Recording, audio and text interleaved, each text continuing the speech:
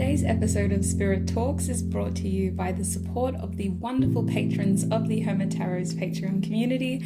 Thank you very much. Hi everyone, and welcome to episode 3 of Spirit Talks, not Sparrow Talks.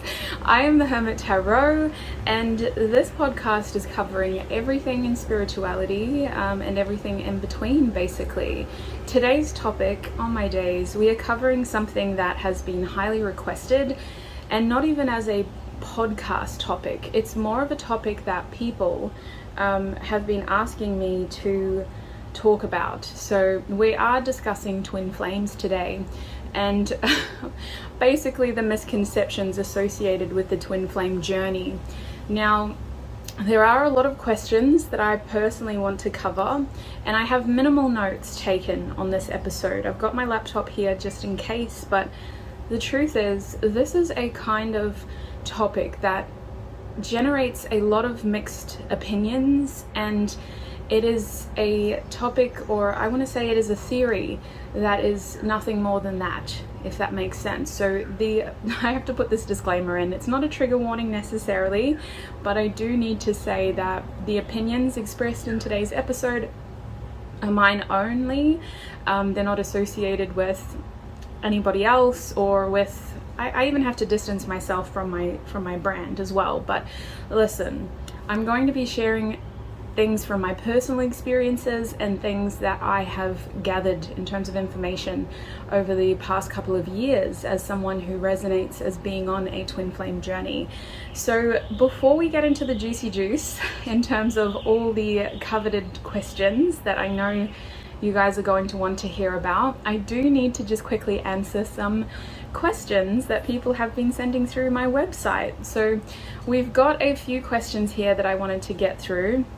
They're more like topics and suggestions, but I do have some questions as well that I just wanted to cover first. So if you have been listening or watching this podcast and you have questions, doesn't matter if the episode that you watched was a long time ago, the aim of this podcast is to create a safe place for you to be able to share your thoughts and opinions about your spiritual journey, or just your journey in general. Anything that you feel you don't have the opportunity to talk to others about, it is my hope that I can create a safe space through this podcast for you to do so. So if you would like to send a question or your thoughts through, I do have a link to my website down below where you can immediately just fill out a quick anonymous form if you want to stay anonymous and share your questions or suggestions with me. Now, the first question that I want to address is, somebody suggested us covering the topic of letting go, which I would more liken to maybe surrendering, but the specific suggestion was letting go of people in particular. And I personally do like that idea. I have a blog post on my website called The Art of Surrendering, where I talk about how I have learned and am learning, because it's a constant journey, isn't it, to surrender. So if that's something that you're interested in, I'll try to remember to keep that link down below as well. But I do want to cover that topic in future. Surrendering is a massive part of getting back into the flow of life and divine order in general, and it's only a healthy thing to do. Being able to accept what you cannot control in order to focus on what you can is just the state of being content and happy and aware of what's actually happening as well. So we also have a question that's basically suggesting today's video, understanding divine connections better. So I do have my oracle cards and my tarot cards here. We are going to need spirit support for this topic today. But yes, we're covering divine connections, specifically twin flames today. And I think this one is interesting because this one foreshadows something that I want to do in future. So we have a question here. Can you share your thoughts of being a wounded healer, especially wounded healer social worker? Now, that is a very interesting question because I feel like the terminology isn't something that I would personally use. I don't like this idea of being wounded. It can obviously, and no tea, no shade to the beautiful soul who submitted that question, thank you. I just want to say that I'm very careful about the language that I use because it's something that I was taught when I was learning to be a social worker, and it's something that I do believe impacts the way that you live. If you have vocabulary that is very limiting or damaging or just suggestive in a negative connotation, it does mold the way that you see yourself and others. So I would look at it as a healing worker, someone who definitely comes with their own baggage, but is very aware of what they have as well.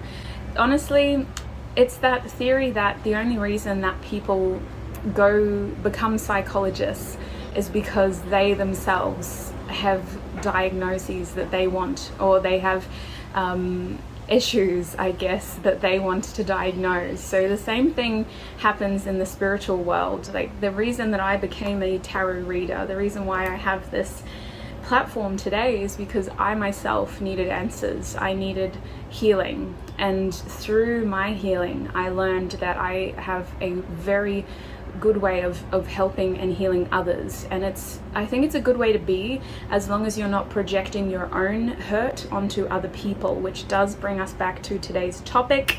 I'm just going to double check if there's any other questions that we need to talk about. This is probably a question that should be addressed. How do we know tarot and channeling work? The skeptic in me worries that this is all just wishful thinking, or that when I feel especially skeptical, readers/channelers have simply found a way to prey on lonely people and monetize their sadness. See, this is a really good question, because you do need to have a healthy level of discernment. While there are many beautiful souls in this world who aim to share their abilities for good, it is an easy way to prey on vulnerable people. And I've seen that every week with every scammer account that's created impersonating my image. It's unfortunately something that you do have to practice discernment with. And when it comes to tarot in general, it's about getting comfortable with the person who is channeling your energy, if that makes sense. So even though I would say that, like, goodness, 99% of you met me through my general picker cards, I would encourage you to take those general picker cards with a grain of salt. They're based on a collective energy, and they're based on the assumption that your intuition will pick the right group for yourself. So if you're watching a general reading, it is always healthy to have that extra level of discernment. But in general, when you're seeking support from anyone who claims to have you the answers, you should always practice discernment. It's unfortunately extremely common to be taken advantage of. So I think it's healthy to have that. It's also healthy to be a little bit skeptical. I am, which I think a lot of people are always surprised to hear, but I am a very skeptical person. And I use my skepticism in balance with my intuition to understand if a situation is actually helpful for me. So it's a good thing to have. It's not bad to be skeptical. And I feel that if you do have that skepticism and you do need answers, your spiritual team, knowing you have that skepticism, will do what they can to break that barrier. If you are seeking answers, the answers you need are not going to be subliminal. They're not going to require you to scour through 20 hours of general pick a card readings on YouTube. The answers will find you when you're ready, in the right format that is digestible for you. So if you're skeptical of the pick a card groups on tarot, then the answers may come to you through a trusted friend or family member who had a dream about you, or who saw something on a bus once and they thought they got to share it with you. The answers you need will find you. You don't necessarily always have to find them yourself. Now, before we get too into this episode, I do need to pay our respects to and acknowledge the traditional landowners of the land that I am filming this episode on today. I usually like to do this before I get this deep into the podcast, so excuse me, and excuse me, elders.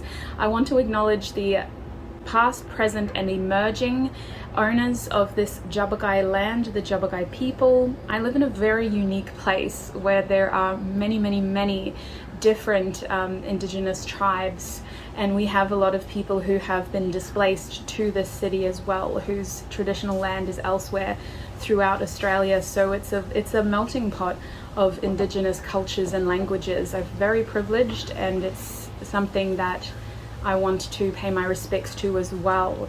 So I guess we'd better get back into it. I do have a few other questions here, but I think I want to cover them in other videos, because I am going to be filming a lot more content for this podcast, and I do think that those topics in particular would be better covered under the relevant video. So I'm sorry if you did submit a question and you didn't hear me read it out this time. Know that it will be covered in a future video, because it does fall in line with another theme that I'm thinking of covering. For example, just to give a little teaser, I did see questions about dark nights of the soul, which I do want to talk about. I'm going to talk about them briefly today because they also fall in line with our theme.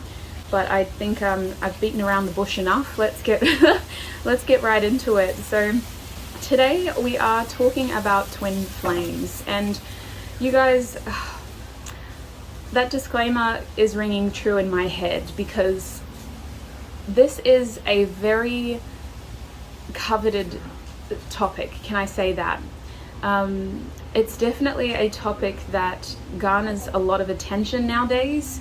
When the concept of twin flames first came about, it was an intensely spiritual concept that wasn't very common in certain parts of the world, if that makes sense.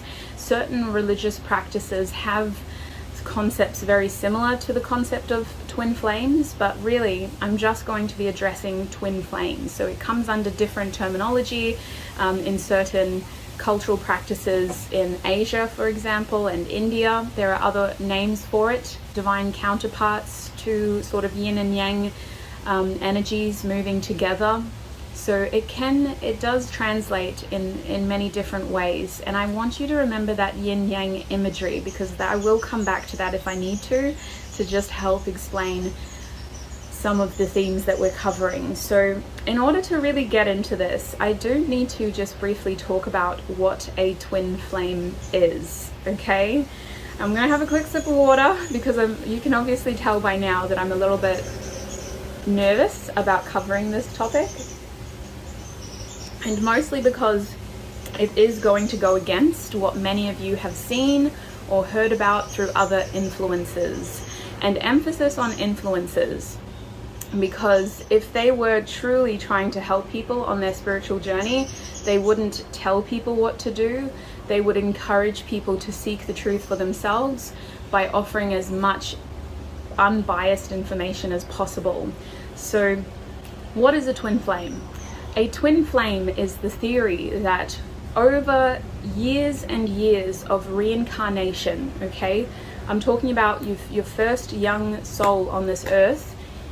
You experience life, you gain wisdom, you pass on, and you come back, you experience life, you gain wisdom, you pass on, and it keeps going on and on and on and on until you hit a point where your soul is so evolved, is so full of knowledge and understanding of what it means to be a human and what the meaning of life is, that your soul can no longer be contained in one vessel. The concept of twin flames is that once you as a soul reach this point over years and years and years, I mean like thousands, hundreds of years of reincarnation, once you have evolved to a point where you have that much knowledge about what it is to be human and what this experience of life means, your vessel can no longer hold your spirit. Your spirit is too full. And so what will happen is your spirit will split, and your spirit will form into two different spirits. We're not looking at two halves here, because that one spirit was so full that when it split, it created two new spirits, and these spirits are full by themselves. They then reincarnate individually into different vessels. That is what the theory of a twin flame is. You aren't two halves. You aren't the same person. You once shared the same spirit, and once that one spirit became so experienced and so full, let's say that it became too full for its vessel, it split. And then what happens is their work that they were carrying out in previous lifetimes continues, but in separate vessels. So let's say that, the purpose of life is to, as a spirit, gain as much human experience around love, pain, loss, joy, happiness, connection, and purpose, you know, trying to make something of yourself in each lifetime. Let's say that as a soul you succeeded at that so many times that you could not continue unless you were to relatively start from scratch again. That is essentially what forges a twin flame soul. They then become reincarnated, and they don't realize that a piece of them has been separated. They don't realize at first. They are born into their vessel with the same amount of consciousness and awareness as those around them, and they could feel strongly pulled towards past circumstances. For example, if in a past life they realized that they were very good at healing others, maybe this person has an affinity for healing. Maybe they want to be a nurse. Maybe they want to be a chiropractor. Maybe they want to work in the social work field, or maybe they want to go out and teach young children and support communities that are struggling to have equity and equality. So usually a twin flame that has not come across their other twin will still have a strong pull in life, and they'll have some sort of understanding of what they're interested in, but they may not have a set purpose on it yet, if that makes sense. And what will usually happen is these two will live their happy lives in ignorance until they re-encounter each other again. And what happens once they re-encounter each other? Well, there is that intense magnitude and pull towards each other that causes one or both of them to immediately awaken. Now, usually what will happen is, and you'll see this online in many of the forums, especially on Quora, shout out to Quora, that's Quora. There are many helpful forums on Quora that can help you out. That's where I turn to for most of my struggles. And again, these aren't people, I've talked about this in previous podcasts, these aren't people who are not all of them have PhDs. A lot of them do, but not all of them have PhDs. They're just regular folk like you and I who are going through life and learning things about themselves and others, and have a desire to share that with other people. So I do want to say that when it comes to the twin flame journey, there is a lot of support online, and there is also a need to practice discernment, but we'll get back to that. Discernment comes out in every podcast. I want to get back to what it means when two twins meet in their new vessels. Many people who resonate as being on the twin flame journey will have their own experiences of what this feels like, but I feel that everyone can agree with the fact that it's a very magnetic pull that you cannot resist. There is usually some sort of societal limitation that prohibits the two of you from coming together, and for as long as you wish to honor that conceived limitation, or that perceived limitation, let's say that, the relationship or the idea of a successful relationship with your twin doesn't work. And that's because the purpose of you meeting your twin in your lifetime is not to have union with them immediately. The purpose is for them to awaken you to who you truly are. And once you do meet your twin, you should, amidst all that pain, because Lord knows it's a very painful experience, and I personally would not wish it upon anybody, but after you meet this person, you should eventually, through that pain, through that spiritual download, dark night of the soul episode that you inevitably go through, you should be able to find your purpose, and you should be able to understand what you are here to do. And it may not be what you want to do, because Lord knows the last thing that I expected was to be able to connect with this many people and talk about such vulnerable topics with this many people. But I definitely feel that had certain things not happened in my life, and had certain awakening moments not happened, I wouldn't have ever gone back to tarot. I wouldn't have ever considered a career in sharing this journey with other people. So the main purpose that you will meet your twin in this lifetime is to awaken that part of you to who you are, because if you are someone who is on this twin flame journey, that means that you have been on this earth so many times that you've hit a point where you have enough wisdom and enough knowledge and enough understanding about what it is to be human and what it is to achieve those main goals in terms of happiness, success, connection, love, then your goal is 9 times out of 10, your purpose on earth is to help others to achieve the same. There's so much more that I want to say about that, but I had to stop myself.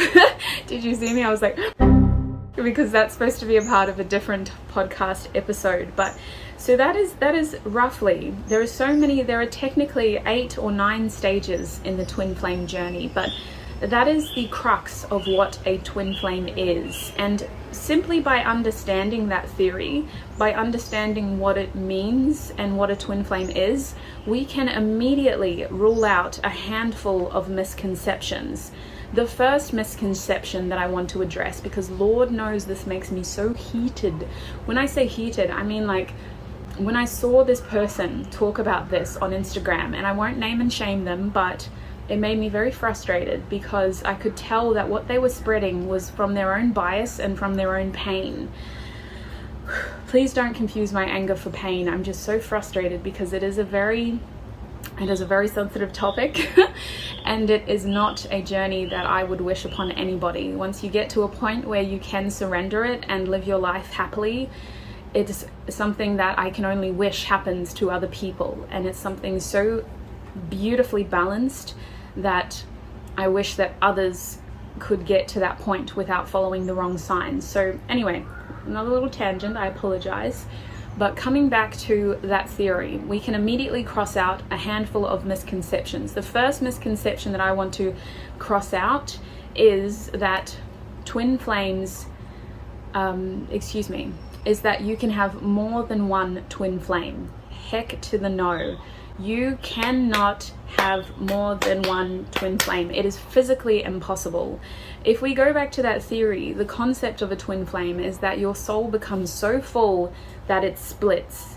And regardless of which religion or cultural theory you go back to, whether you're looking at practices in North American ancient civilizations or Asian ancient civilizations or African ancient civilizations or parts of Europe's ancient civilizations, they're all theories about this journey of having a divine counterpart where you both mirror and each other as two complete wholes.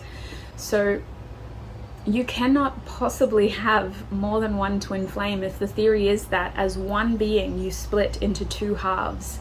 The idea of a twin flame is that that was once a part of your spirit. That person's spirit is very, very, very similar to you.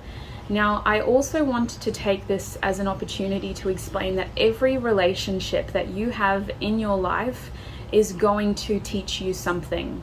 Every single relationship, whether it was your kindergarten teacher, whether it was the mailman that you used to talk to, every day when they came to your house to deliver parcels, or whether it was the person at the grocery store, or your best friend in primary school, high school, your first relationship, the first person that you loved, your parents, your brothers, your sisters, your aunties, your uncles, your grandparents, every single relationship in your lifetime will teach you something.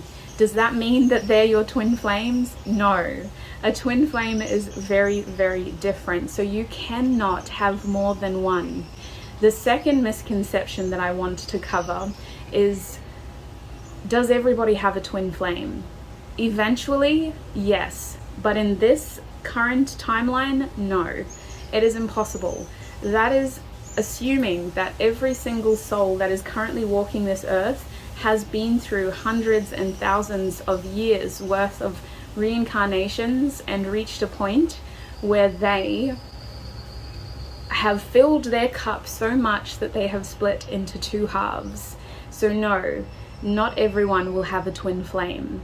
And the third misconception that I want to say, that I want to talk about, is that a twin flame is the only person that is going to understand you and make you happy. No. And I do want to delve into this misconception very deeply, because the twin flame journey, if you haven't already noticed by how nervous I am to talk about this, is a very difficult journey filled with a lot of pain. you are going to be forced to face everything wrong with yourself. You're going to be forced to look at yourself. And really, what I went through, it felt like I died. And I'm not even trying to be dramatic. I'm not a dramatic person. I'm very practical, skeptical, logical. But meeting my twin, the Lorraine that I was when I met that person, died. And I had to go through a 3 to 6 month process of grieving who I once was, isolating myself from everybody, awakening to my purpose, being tormented by visions of what I was and how wrong my life was versus who I'm meant to be and the expectations that I'm meant to fulfill. It was the most difficult experience of my life, and this is where I do need to insert a trigger warning, because I do briefly want to talk about mental health. I'm not going to delve into it, but I am someone who experiences depression, depressive episodes, and anxiety disorders. And I have had many instances in my life where I just wasn't willing to continue living. I had many instances where I came very close to killing myself.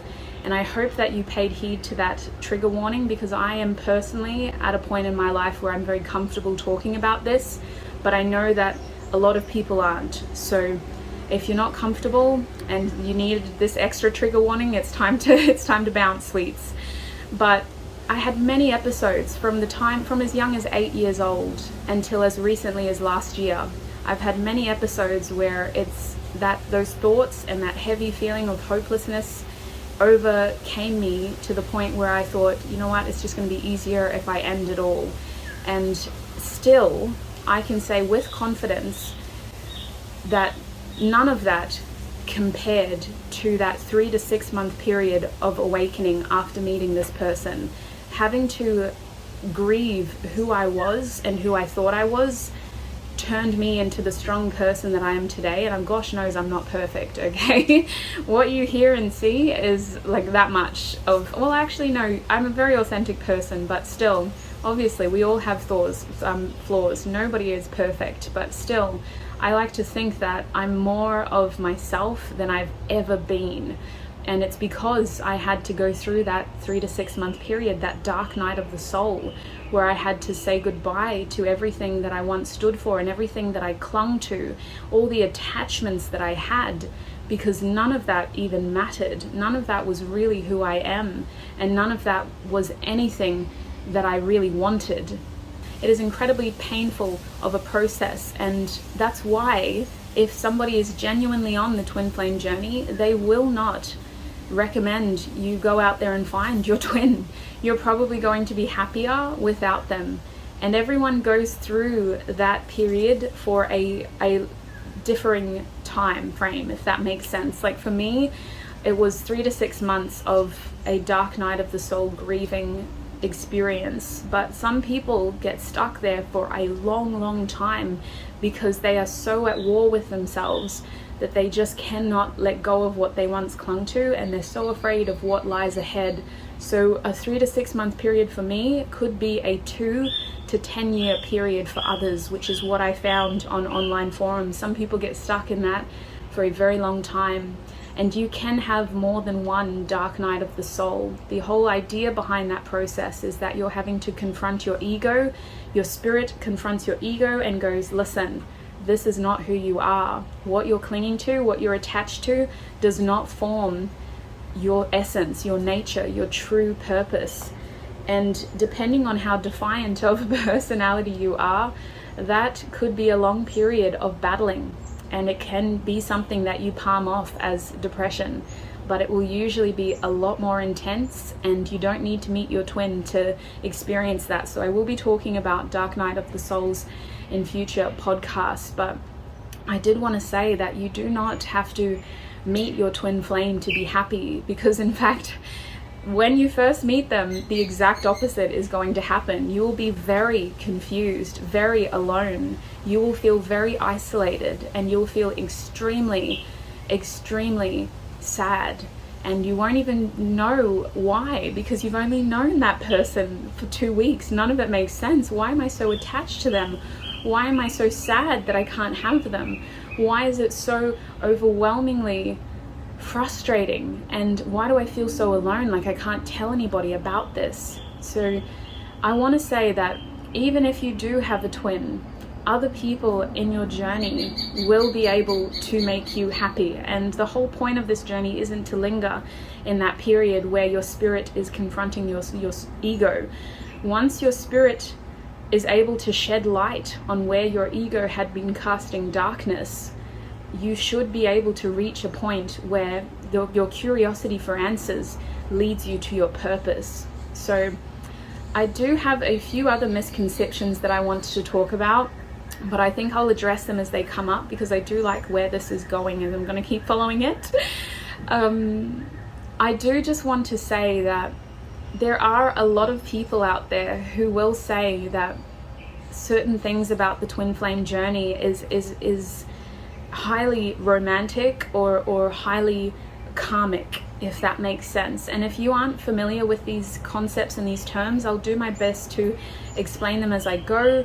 But if you are and you notice comments in the description section or in the comment section, please help each other out. If I can't get back to you, I hope that somebody else from this community is able to. And I'm specifically talking about YouTube here.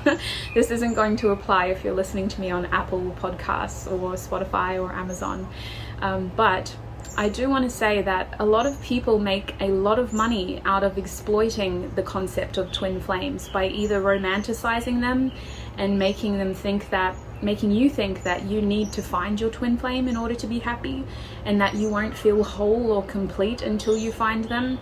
Or they will make a lot of money out of telling you that, listen, you shouldn't find them. Don't even bother. A twin flame is so karmic. A twin flame is so painful. It's just going to ruin you and leave you feeling used and alone. I want to say that that is an initial feeling, but you should be able to find peace from that situation without feeling like you were abused or taken advantage of. The way that people talk about twin flames in a karmic way, and when I talk about karmic, this is one of the terms that I wanted to quickly explain. I'm sorry, I'm taking a lot of tangents. A karmic relationship is a relationship that usually has a lot of problems. This is a relationship that is very tumultuous, it's very passionate, but there is a lot of problems. When you look at a karmic relationship from the outside, this is a relationship where they're always bickering, they're very codependent, very much attached to one another. They seem to have very good chemistry, but there's a lot of jealousy as well. There's a lot of fear of letting the other person spend time with other people or out not with them. And there is a strong sense of need and not a lot of unconditional love there, in terms of I'm letting you be who you are because that's in your nature. It's more so I need you to do this because I'm afraid of losing you, or I'm afraid of being alone, I hope that's a good way of explaining it. That was a very rushed way of summarizing it, but essentially a karmic relationship is very tumultuous and it's very codependent, and it is not a relationship that many of us want to be in for the rest of our lives. Now, while part of the twin flame journey is highlighting how we have personally been attached to certain ideas and behaviors in our lives, a twin should not at all emotionally, mentally, physically, sexually abuse you. If you are in a relationship where that happens, 9 times out of 10, that is not going to be your twin flame.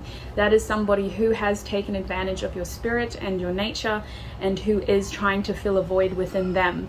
And it is not healthy for you to try to romanticize that and say that I'm staying because this is my twin flame and they're the only one that's going to make me happy.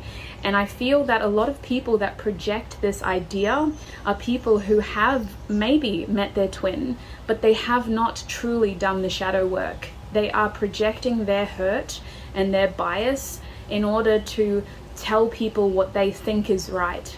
And that is not true. That is not what's right, and that is not why twins are brought into existence. When a twin couple is reincarnated at the same time, their relationship is going to break many molds, whether they choose to be in union or be separate, because you do have a choice. Remember, you always have free will, regardless of what connection you feel your soul is tethered to, you always have free will. And a twin flame couple will reincarnate at the same time to help show others how to be unconditional and unattached from certain expectations when it comes to society. To come from a point of view of I'm a twin and it's terrible and they're just karmic and they're just going to break your heart and it's not even going to be worth it, you should never strive to be with your twin. I understand that the intention is, listen, it's a very heavy attachment and there's a period of obsession there where you are going to think of nothing else except them. So it's not healthy. You need to avoid it at all costs. Like, I understand that intention is pure, but it is not fair for you to project your own hurt onto others and expect them to heal from that hurt. And that is why I wanted to make this podcast, because I've been seeing it time and time again all over Instagram, all over social media. It's either being romanticized or there is just so much hurt that's being projected into the collective under the guise of I'm trying to help you and I know what I'm doing because I can read tarot and I can read astrology. And it's just like, listen, no, hurt people. Have we forgotten that terminology so quickly? And the other thing that I wanted to say is that if you do reach a point where I do consider myself to be now, if you do reach a point where you are able to comfortably talk about what you've been through, the worst thing that you can do is typecast your journey as the same journey that everybody else is going to go through. That is so selfish. I'm sorry, I'm going to call it out for how it is. That is so selfish. Imagine if I was like, listen, I'm Lorraine. I grew up in Cairns and my family moved around a lot and my life was like this from this period and that period, and then I met this person from that period to this period, and that's exactly how your life is going to be as well. Like, excuse me? No. That goes against everything that most spiritual practices believe in. We are individuals on individual journeys, and just like anything in life, the twin flame journey is about embracing your individual journey. While you may share certain themes with other people on this journey, it will not be the exact same to other people. So the worst thing that you can do, if you have reached a point where you are at peace and where you are thriving and you're more yourself than you've ever been before, thank you so much, Spirit, the worst thing that you could do is turn around and tell somebody else how to live their life based on what you've been through. We wouldn't do that in any other case, so why do we feel the need to do that just because we're more spiritually woke? You know, like, I wouldn't go and tell somebody how to invest their life savings. So why do people feel the need to tell others how to invest their life purpose? It doesn't make sense. Unless you are 100% confident, qualified, and skilled, why does it make sense? So I do just want to remind you all that you are sovereign beings. You are your own person. You have free will, and although you have strong connections in your life, and although we know that every relationship will teach you something, at the end of the day, your journey is your journey, and no one can take that away from you. No matter how spiritually woke they are, it is up to you to find what is going to make you happy and what is going to bring you the fulfillment that you want in life. So I did need to talk about that. I did need to cover that, because that is something that's been weighing very heavy on my mental for the last 2 years, ever since I realized what this was. So I'm going to open up my cards now, because it's time for me to ask Spirit to see what else I have missed, because I know, listen, this is a heavy topic and it is very, very, very diverse in terms of questions, in terms of confusion and needing clarity. So we're going to be asking Spirit what else I should be talking about. As I said in the beginning, this is the one episode where this structured Capricorn has not scripted a thing. I came into this episode with a clear idea of how I wanted to talk about it, and I didn't want to just talk about my own journey. I wanted to address the misconceptions, because while talking about my own journey could be helpful, I feel that what is going to be most helpful for anyone who feels that they are on this twin flame journey, it's going to be most helpful for you to hear what not to pay attention to rather than what to pay attention to. Let the guidelines be that there are technically no guidelines, but the worst thing that you could do is carbon copy your journey based on what somebody else has been through.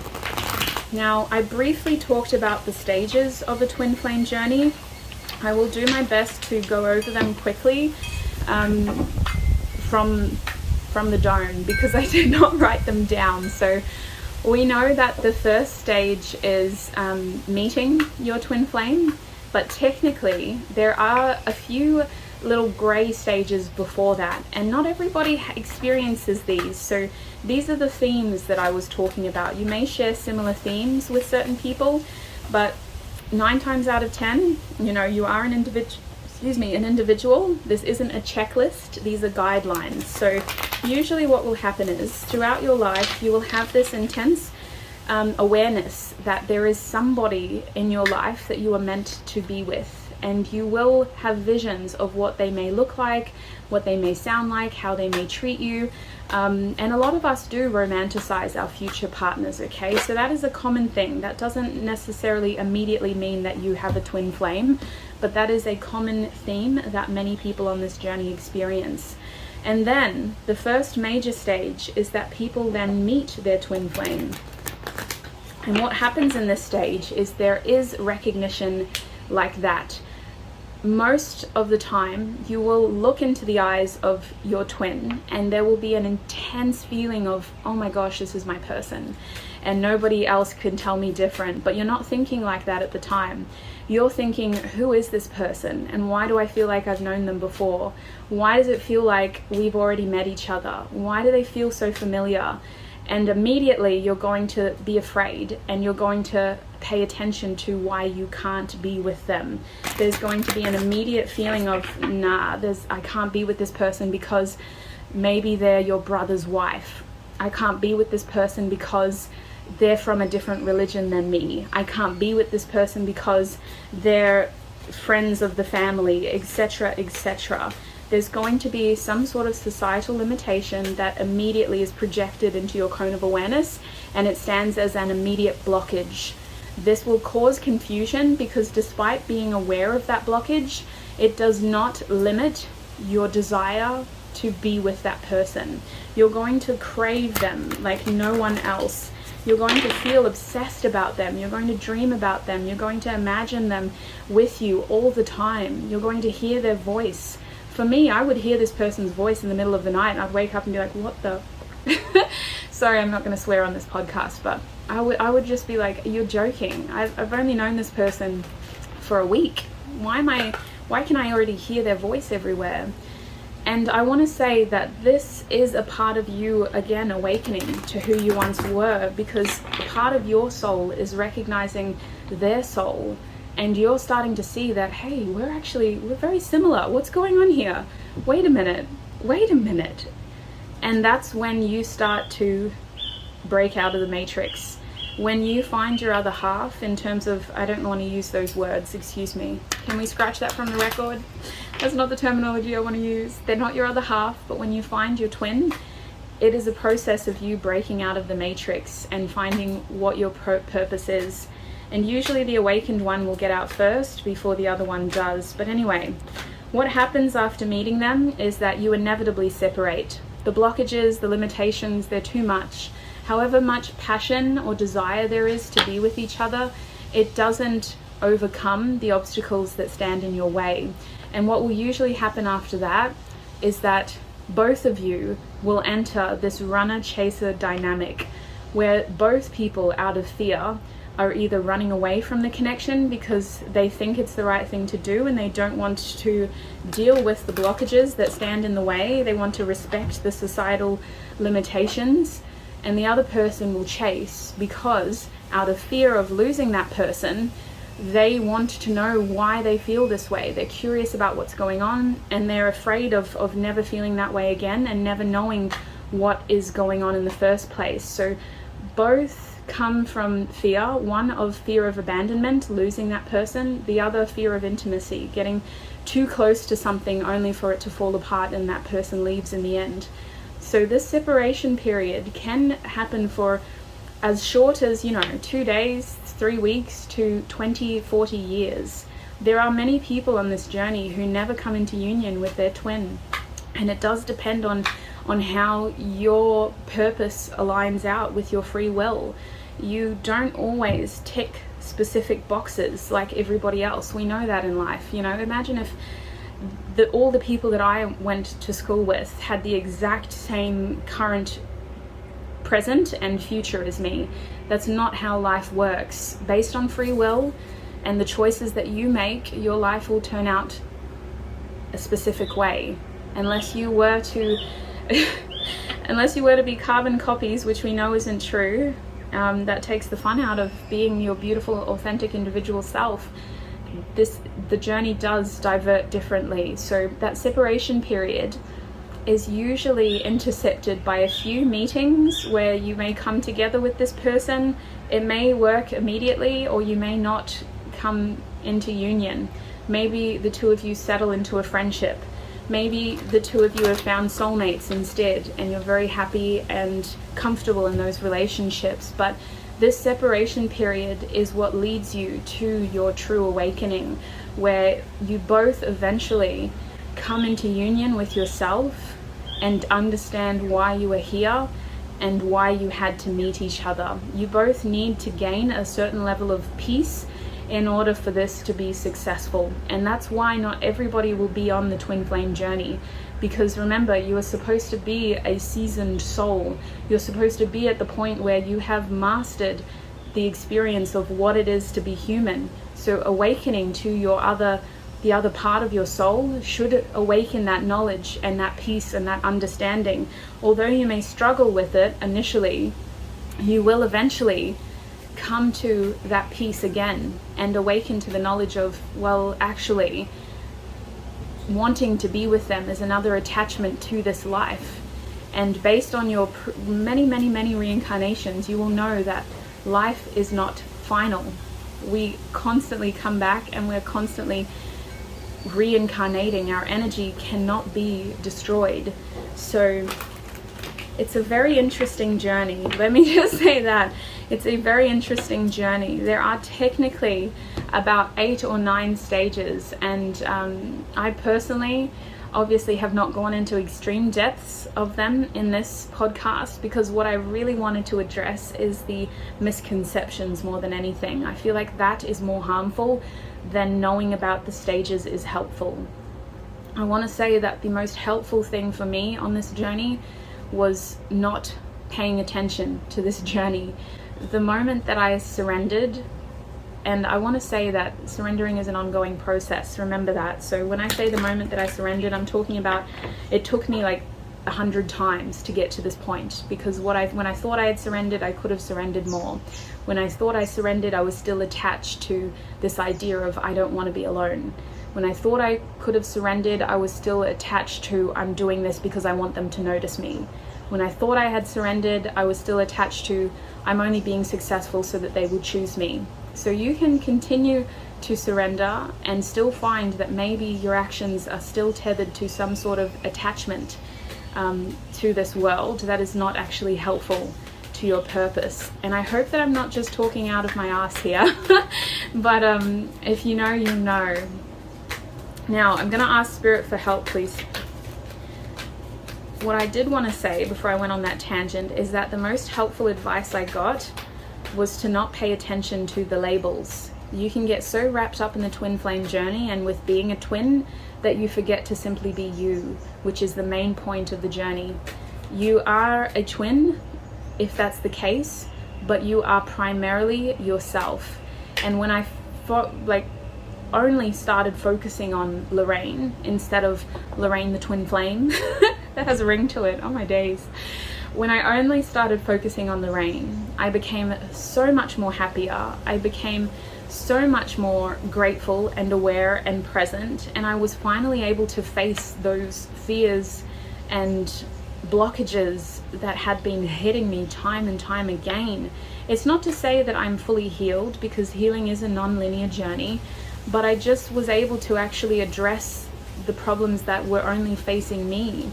A big part of this journey is being very obsessed with the other person, and that is where I feel a lot of people mold their hurt and end up accidentally projecting their hurt onto others. They mislabel that obsession as something that is unhealthy, and yes, that's technically true, but that's not the purpose of a twin flame. So I just want to say, do your research, understand when somebody is talking out of a place of pain. We have the Tiger's Eye card coming out over here, and make sure that you're not molding your journey based on other people's expectations. Regardless of what journey you're on, don't use labels if they make things too confusing.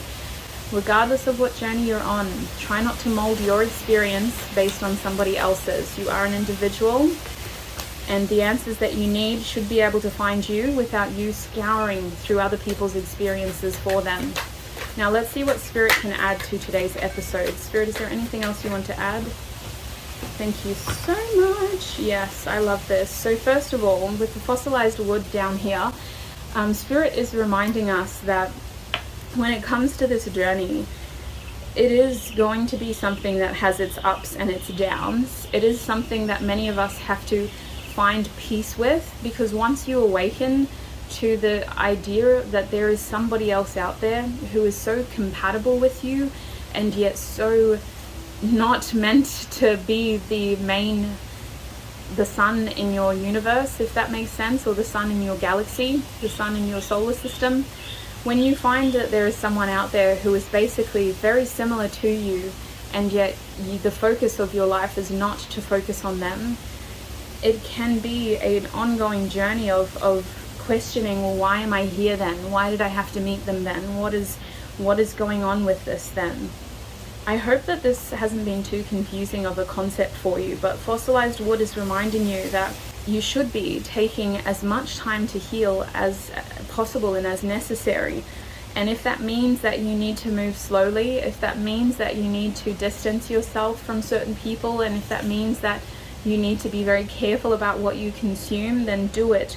Because fossilized wood is saying that if you are a true twin, you are going to have to live with this knowledge that there is that person in your current timeline for the rest of your life, you know. So that is why it is so important to get to that point of peace, because whether you come into union with them or not, once you've met them, you're aware of the fact that they're out there, and you have to find peace with the fact that they may be out there, and their free will maybe is them choosing not to take action towards you, which is a very painful side of it. This connection can be so passionate and magnetic that it can also repel the two of you. And once that fear is triggered, you don't have any control over the other person. All you can do is try to do your work and really focus on healing your fear and making sure that you take actions from a place of love, not because you're afraid, and just hope that their free will is leading them in a way where they're no longer choosing fear. Now, Tiger's Eye came out to say that this is a heavy burden of a journey, but it is filled with many, many, many positive advancements as well. Tiger's Eye is a energy for me in this deck of hard work that is rewarded. So I see Tiger's Eye in this case with the third eye chakra in the bottom corner here. I see it in this case as an energy that brings you closer to your higher self, and a journey that is not for the faint-hearted. That's why it does not happen to everybody. It is very rare, and it used to be extremely rare for a twin flame to be incarnated at the same time as their other flame, because it is also possible that even though you split, one person may be born in 1950, the other person could be born in 2027. So just because you're both incarnated at the same time doesn't mean that you're going to come into union. So it can be a very heavy burden of a connection, which is why the main focus is on getting through those internal blockages and the fears that are limiting you, so that you can get closer to your higher self and have your rewards that you are destined to have. Now at this point, Spirit is reminding me that I do need to address those who do resonate with being in a twin flame connection and who are struggling with separation, because I do need to say that if you have met your twin flame and you haven't been able to come into union with them, you don't have to worry about being alone for the rest of your life. You will find connections with other people. You will find union with other people.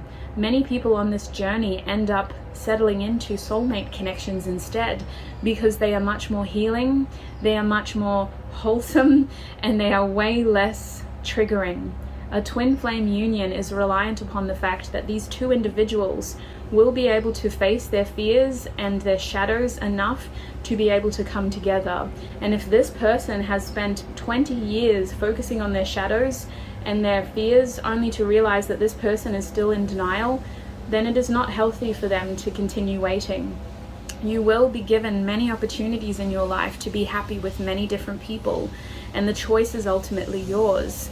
You don't have to settle into a relationship or wait for someone just because you think they're the only person that's going to make you happy. That is not the case. Spirit's wanting you to know that everyone, regardless of whether, I said that not everybody has a twin flame, well, everyone has a soulmate in this lifetime.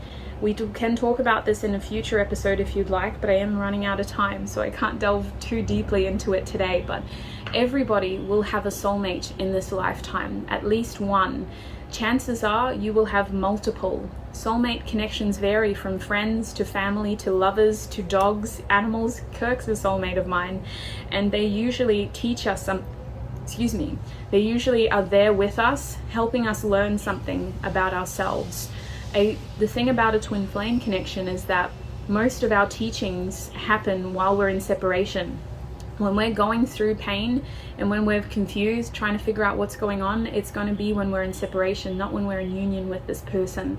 Whereas the soulmate will be there with us while we're going through our confusion and our pain. The only difference is that soulmate could have been brought into our lives for the sole purpose of helping us through that experience. And once we have healed, once we are past that blockage or past that pain, that connection may have expired. So that's a whole nother kettle of fish. But Spirit does want you to know that if you are someone who is on the twin flame journey and you're concerned that you will never be happy with anyone else in this lifetime, that is not true. And those thoughts are only supposed to be temporary to help awaken you to fears and blockages that may be standing in your way of finding your true happiness. And with Red Tiger's Eye here, this is a journey that is about coming into your state of creation. And everybody's form of creation is very different. Like for me, for example, I always thought that I was a creative being, but I didn't think that I was this kind of creative. I didn't think that I was the kind of person who would have 2 cameras on me right now and would be talking to hundreds of thousands of people on the internet. I didn't ever think that that would be my version of creating. I always thought that maybe I'd be a singer, or maybe I'd be a painter, or I don't know, when I was younger I thought maybe I would be a dancer. I'm not not good at it now though. I'm glad I didn't pursue that. But anyway, I do think that Spirit's main message here is that this journey is to bring you back to your source of creation and inspiration. And it is something that takes a lot of effort, but once you find your purpose and your passion, it is going to light your fire like no other. And that's why I'm so grateful for this experience now.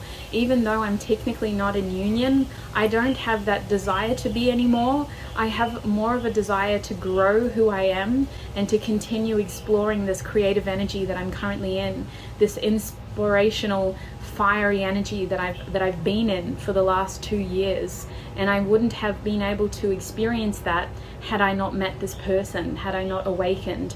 I would have still been working my 9-to-5 job and been paying my taxes to people and my superannuation. And not to say that I don't pay taxes, but now I work for myself. I'm much more free, and I'm much more happy, and I'm much more in tune with what my purpose is. And I know for a fact that I personally was not happy working like that. I personally could never go back to that now. Maybe that's what some people want. Maybe that's your version of happiness. Maybe you hate the idea of not having structure, and that's fine. But the purpose of a twin flame journey is to bring you into your source of creativity, because through your inspirational actions, you then inspire and help others. I know for a fact that what I do now is very helpful for others, whether they take my words as sources of advice and support, or whether they look at what I do and they feel inspired to do something similar. A twin flame's purpose is to inspire others to think outside the box and to break away from the structures that society does limit and confine us to. And lastly, with Bullseye here, Spirit's closing message is that the overall journey is the destination, literally in this case. I know that spirituality talks about this a lot in many different ways. Like they'll say that with your lifetime, you don't just live to die, you live to experience, and then inevitably you die in terms of your vessel. Your spirit lives on, we know that. But in the case of a twin flame, the goal should not be union.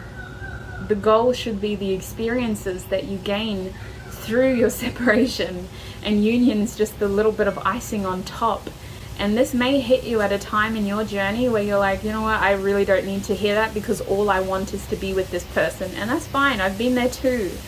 But once you get to this stage, I'm telling you, it's sweeter than any possible fantasy that you've had of being with that person.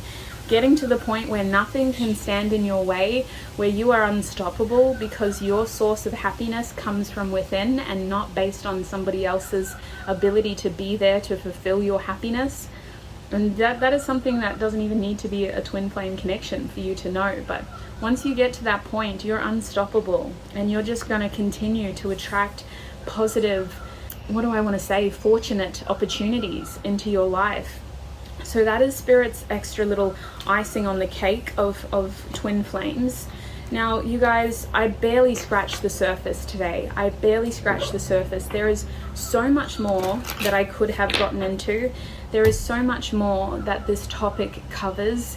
But like I said, I did want to more cover the misconceptions, because I feel like the misconceptions of this journey are way more harmful than the truth of what this is. Because the truth is, this is just a theory. Although so many civilizations have similar beliefs, and it's something that translates in many different ways, like that yin yang idea, the idea of a feminine and masculine energy both inhibiting the same qualities within them. Yin does have a little bit of yang within the symbol, and yang has a little bit of yin within them. It's something that is covered in many different cultures and spiritual belief systems, but at the same time, these are all just theories. So the best thing that I feel that I could share to this community when it comes to twin flames is what is a very harmful and common misconception. And I hope that this podcast was able to shed light on that by clarifying the theory as I know it, and why you cannot have more than one twin flame, why you do not need your twin flame to be happy, and why not everybody has a twin flame. Those are the three main misconceptions that we talked about. It is not a romantic connection. 90% of the people on this journey will tell you that it has been one of the most painful experiences of their life. And I've seen people who, I've connected with people online who have been in some of the traumatic experiences, like car accidents, and they still say that having to say goodbye to who they once were in terms of their ego, having an ego death, was way worse after meeting their twin than having to physically rehabilitate from these accidents, which I can't personally say because I've never been in an accident, but that is just wow. If that doesn't speak volumes, then I don't know what else does. And I hope this has also clarified the complexities of labels and why it can be unhelpful to label your journey sometimes. I hope this podcast has confirmed that you are an individual spirit with free will, and despite what you feel, despite what people tell you, because I always tell you to trust your feelings, despite what labels people give you or what labels you choose to place upon yourself, I hope that you do remember that you are an individual and that sometimes these labels can only limit us. In the beginning, it was very helpful for me to use that label as something that could help me define what I was going through in terms of, oh, at least I'm not alone, and at least I don't have to feel this confused forever. At least I have some sort of clarity now. But now, where I am at, I don't use that label anymore. I barely say that out loud because I don't want to feel confined by that label. And I no longer believe that that one person is going to make me happy. I no longer believe that any one person on this earth is going to make me happy. I definitely believe that coming into union with myself has been the most profoundly joyful experience of my life. And that is what I would push each and every one of you to try to do, to not focus on the outcome, but to embrace this experience and to really strive for that inner union. So I think I'm going to leave it there, you guys. I hope that this wasn't too confusing being off script. I hope that it did still offer you a lot of clarity. If you have any questions about today's episodes or any other episodes that you've watched or listened to in the past, please submit your questions or suggestions via my website, which is www.thehermittarotshop.com. You will see a contact form on the main page where you can contribute questions and suggestions. Thank you so much to everybody for joining me today. If you are watching this and you want to listen to it later, you can find Spirit Talks on Amazon, Google, Apple, Spotify, Deezer, and one other thing that I cannot remember, but it is literally available on most podcast streaming platforms. And thank you for listening. I will see you in another episode. Bye.